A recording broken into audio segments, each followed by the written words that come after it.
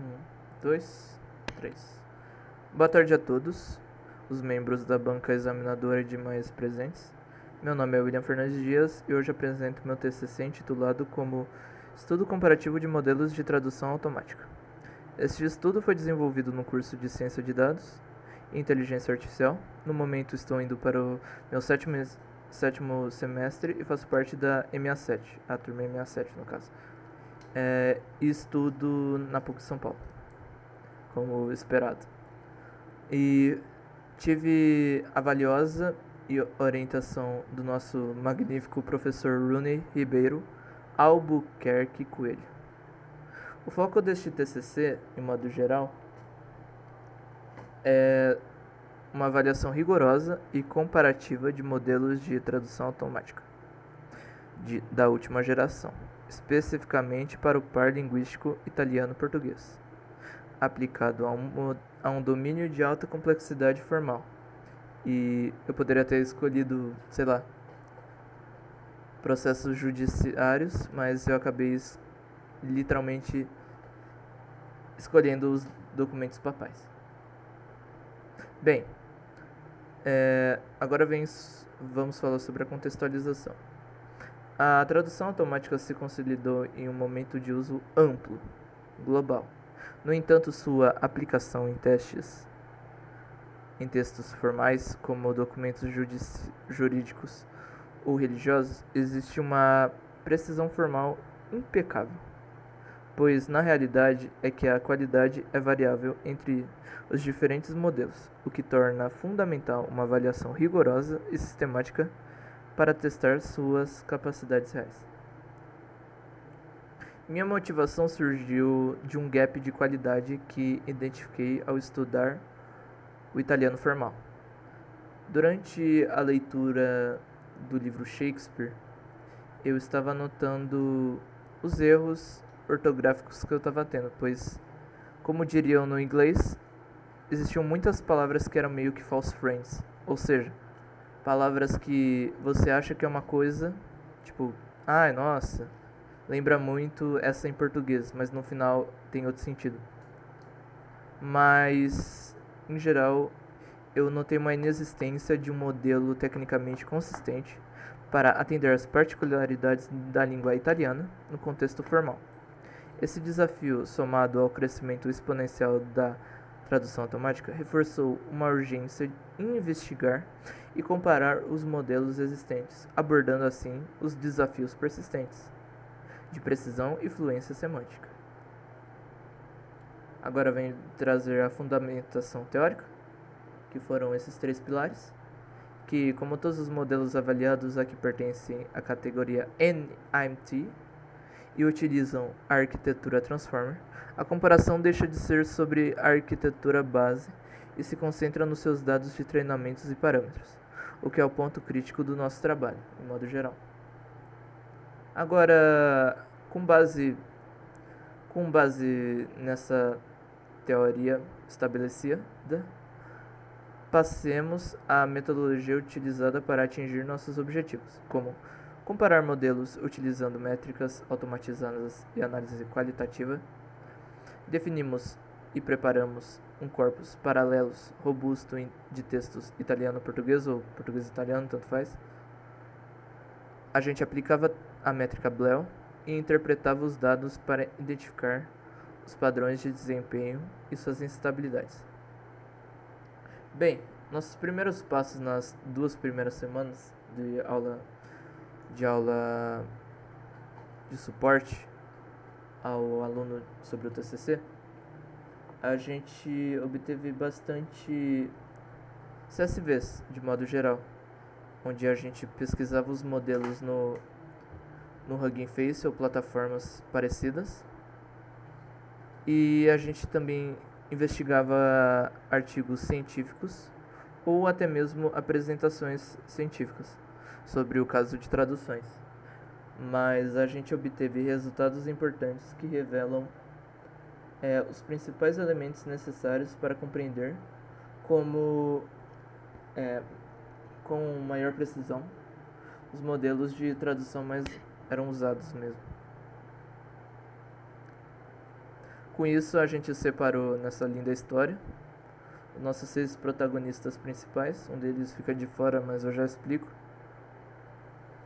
Primeiro que eu vou citar é o nosso querido Flutter 5, que ele é um modelo generalista, que é Instruction Based, ou seja, ele não é especializado em tradução, ele só é obrigado a fazer aquilo que é atribuído a ele, tipo, só tradução normal.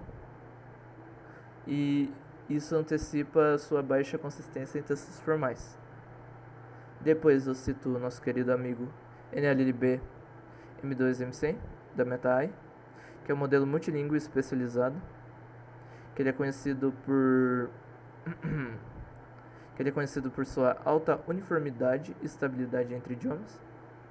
Depois eu cito o Facebook M2M100 418M, que é uma versão ampliada do M2M100, vale-se dizer, e ele possui suporte direto a vários pares linguísticos, e isso é essencial para a otimização de modo geral do italiano-português. O Helsinki também foi considerado, mas ele é um modo bilíngue, então ele só fazia uma dupla chave, vamos dizer assim, de idiomas. Ou seja, ele não possuía ainda... ele não existe ainda o suporte necessário para italiano-português. Depois citamos o modelo MBART, que é um modelo de tradução multilingüe do Facebook AI. Ele é pré-treinado em 50 idiomas no momento, porém ele possui um desempenho intermediário e ele é estável. E o nosso querido amigo, que eu adorei esse cara, com todo respeito, vale-se dizer, mas é o NLB 200 Distilled 600M. Vai ver, tá aí o motivo também que eu adorei ele, que ele é o modelo mais recente e avançado da MetaAI. E isso é muito bom para os modelos atuais, como referência textual. E ele pode suportar até 200 idiomas. Ele tem uma alta uniformidade e uma estabilidade entre idiomas.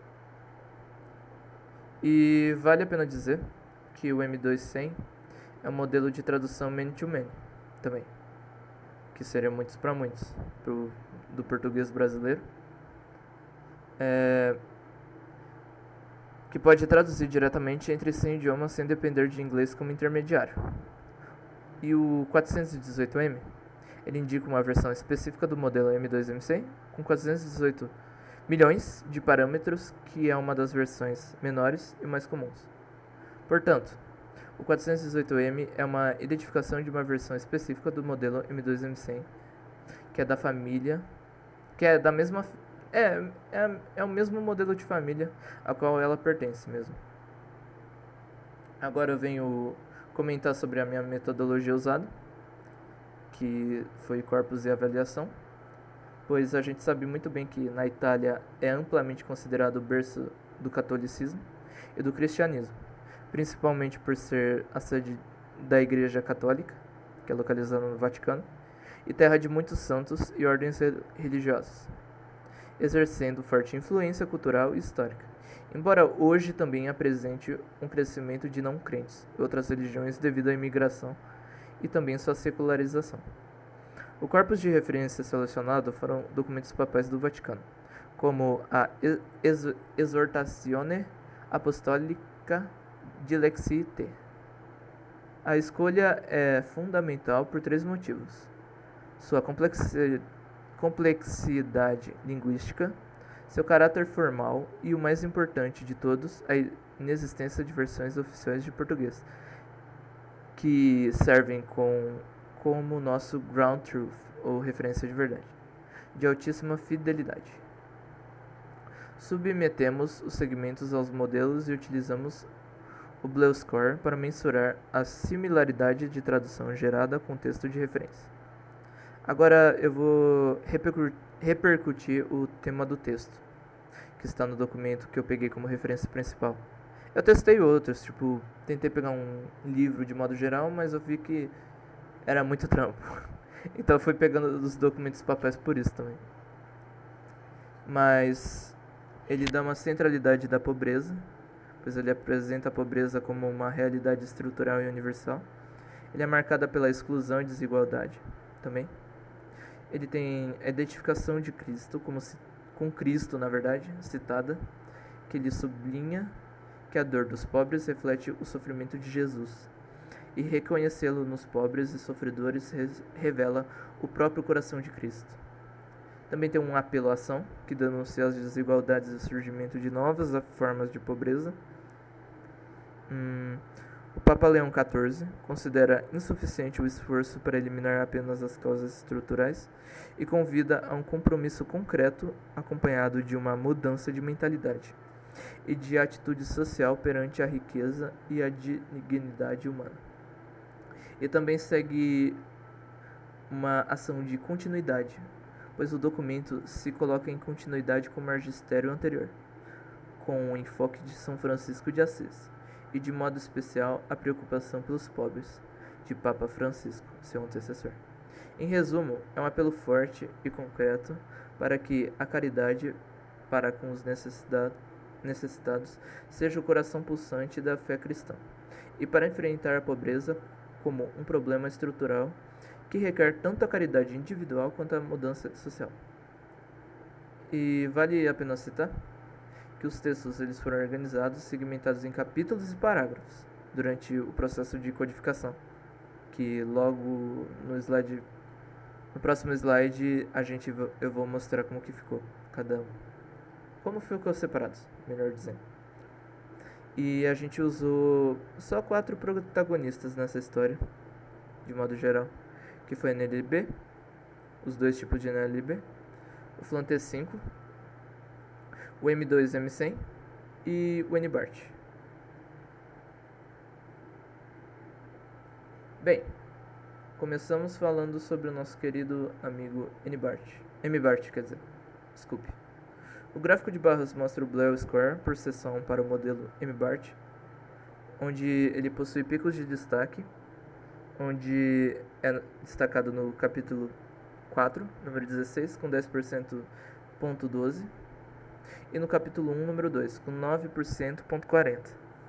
Ele possui também um alto nível de volatilidade, que ele varia de 0,87, que é destacado no capítulo 4, número 14, a 10,12. Em geral, usando esse modelo, o MBART é classificado como tendo um desempenho intermediário e estável, mas a análise detalhada revela picos de acurácia intercalados com baixa pontuação em outros segmentos, sugerindo inconsistência na tradução de diferentes estruturas ou complexidades textuais. Bem, agora eu vou falar sobre o desempenho do T5, porque eu acabei usando ele em 3 tipos de slide. Esses 2 aqui são modelos iniciais, esses 2 principalmente. E esse daqui é o mais atual que eu fiz. Mas ele possui picos elevados no gráfico de tabela, que seria esse daqui. O T5 ele demonstra picos muito altos, acima de 25, em parágrafos específicos, como o 4, número 21, que foi de 30%, e no 6, de 28%.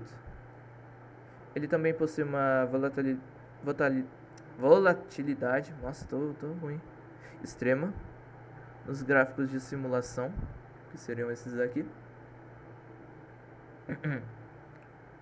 que estão encontrados nos slides 1 e 12.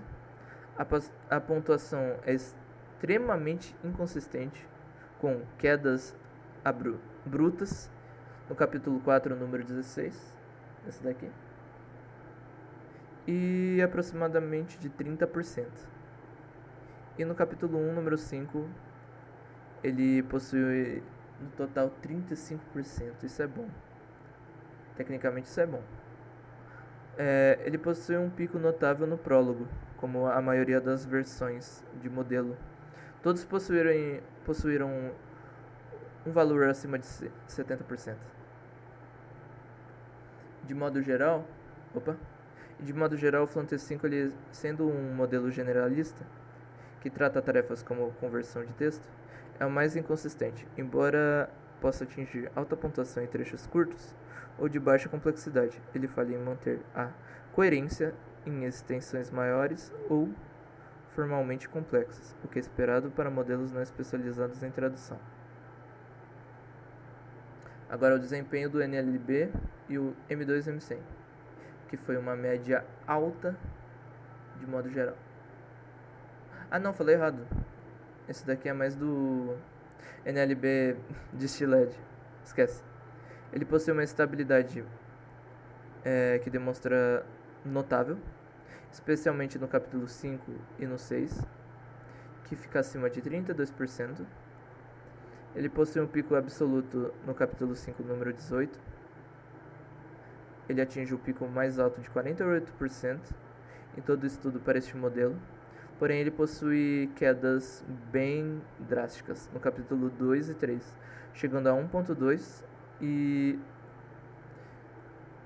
1.2 em capítulo 2, número 9, indicando o mesmo modelo especializado podem ter, mesmo que esses modelos especializados sejam muito bons para tradução, eles possuem certas dificuldades em certas estruturas ou tamanhos de parágrafo também. Agora vem dizer sobre o slide 14, ou também o Facebook M2M100, 418M. Ele possui picos notáveis de alta pontuação, como o capítulo 1, número 5, atingindo um pico aproximado de 50%, e o desempenho é consistente alto durante os capítulos 1 e 4. Agora eu vou falar sobre o cara que eu mais gostei, admito, que a gente observa que isoladamente o NLB demonstra uma performance robusta. No entanto, o real valor deste modelo se torna evidente quando o comparamos diretamente com os outros modelos testados, o que veremos nos próximos slides. Vale dizer que os próximos slides de agora eu meio que fiz um grau comparativo entre 3 modelos principais. Por exemplo, esse eu fiz entre o Flutter 5, o NLB e o Facebook M2M100 418M. Ok. O T5 ele está sendo descrito como azul, o verde como NLB e o laranja ou amarelo, para quem for daltônico. Não, mentira. Laranja, não sei, tanto faz. Para mim é amarelo. Sintetizam o resultado principal. O domínio dos especializados, o NLB e o M2M11, consistentemente superam o Flutter 5 na maioria dos parágrafos testados. Também vale usar como exceções notáveis. Embora o Flutter 5 seja geralmente mais fraco, ele consegue pontuar de forma competitiva ou até superar os outros em segmentos muito específicos, como, por exemplo, o prólogo número 1. E o que pode ser devido à simplicidade de sentença ou ao acerto casual de número de gramas. O prólogo tá aqui. Ele ficou bonitinho. Ele ficou bem bonitinho esse modelo de comparatividade. Logo a Close Race, a competição é mais acirrada entre o NLB e o M2M100, indicando que ambos são o estado da arte na tradução multilingüe especializada. Bem, aí eu usei um modelo diferente de métrica. O Jacquard Index ele mede a similaridade entre conjuntos de palavras, completando o BLEU. Classificação clara. A métrica Jacquard coloca os modelos em uma ordem hierárquica clara. O NLB ele teve uma média mais alta, que é aproximadamente de 0.16. O MBART aproximadamente 0.14. O M2M100 418M com aproximadamente 0.10. E o Flutter 5 uma média mais baixa, que é aproximadamente 0.09. Portanto, conclusão desse slide foi que o NLB apresenta o melhor resultado no Jacquard Index, reforçando a conclusão de que modelos multilingües especializados oferecem maior estabilidade e fidelidade para pares linguísticos menos comuns, como italiano e português, especialmente em domínios formais. Os resultados demonstram que a qualidade da tradução, agora de modo geral, comentando todos os slides que foram citados esses resultados, depende diretamente do propósito para qual o modelo foi treinado. Os melhores modelos como NLB 200 e M2 M100, que são modelos especializados, demonstram maior estabilidade e melhor desempenho, sendo os mais adequados para o tom formal e vocabulário específico dos textos papais e judiciários. O modelo generalista, o Fluent 5, ele não alcançou o mesmo nível de qualidade e apresentou a maior volatilidade e inconsistência. Aí chegamos à conclusão. Em conclusão, a qualidade da tradução está diretamente relacionada ao propósito pelo qual o modelo foi treinado. O NLB 200 e o M2 M100 demonstram maior estabilidade e melhor desempenho para o par em questão, mais do que a pontuação Bleu. A análise qualitativa revelou a baixa fidelidade terminológica em modelos generalistas, como o Fluent 5. Ao traduzir termos específicos do Vaticano, como motu proprio ou nihil obstat, ele acaba reforçando que a seleção criteriosa de modelo baseada em seu treinamento é fundamental para o acesso da tarefa. Pode-se dizer que também possui uma baixa fidelidade de terminologias, pois, ao traduzir termos específicos do Vaticano como motu proprio, que é o nome dado a um tipo de documento, ou rescrito papal, que é emitido diretamente pelo Papa, sem a necessidade de uma petição de terceiros como cardeais ou outras autoridades. Resumindo, o Papa age por sua própria vontade, sublinhando a sua autoridade pessoal e a importância do conteúdo do documento. E também citado como a palavra nihil obstat, que seria uma aprovação formal concedida por uma autoridade eclesiástica atestando que um determinado livro ou texto não contém nada contrário à fé ou à moral católica. E encíclica, que é a carta circular mais importante que o Papa pode agir aos bispos sobre questões de doutrina moral ou sobre temas sociais e teológicos relevantes. Agora venho dizer sobre meus trabalhos futuros, que para dar continuidade a essa linha de pesquisa, sugerimos 5 etapas, de modo geral. Eu ia falar 5 steps, mas eu tô bobo hoje. Testaremos modelos maiores e mais recentes, que seriam versões robustas do M2 e M100, e o Fluent 5 ou multimodais. Treinaremos modelos com dados específicos do domínio, que são corpóreas religiosas, jurídicas ou formais também, para otimizar a fidelidade. Avaliaremos novas métricas além do Bleu, como o Commit e o Bleu RT, não sei como fala, de modo junto, que capturam melhor nuances semânticas. Construiremos um pipeline automatizado completo, pré-processamento, tradução, pós-edição e avaliação automática, seguindo esses passos. Compararemos custo contra desempenho também, que analisaremos o custo computacional para escolher a solução mais eficiente para uso real. E é isso. Obrigado.